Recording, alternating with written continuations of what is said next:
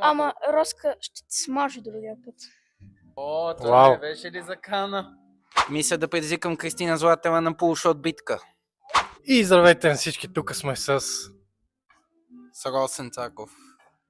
Роска. Ти стана любимец на зрителите и те искат просто да разберат малко повече за тебе. Кажи две думи нещо за тебе. Казвам се Росен Цаков, на 27 години съм и ми харесва много билярда. От колко време цъкаш билярд?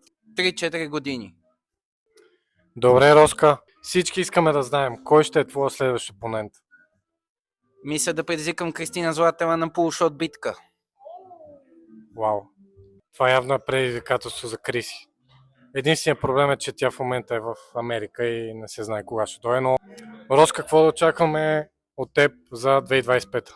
Най-вече ще се забавлявам и съм решил да участвам на почти всеки турнир. Нещо да кажеш на зрителите? Последвайте канала в Pulse Cool BG и очаквайте ме за нови клипчета да зарадвам хората. Марто? Роска, искам и аз да се включа за малко. Извинявам се, че така се намесвам от нищото. Няма. Ама Роска ще ти смаже другия път. О, това не беше ли закана?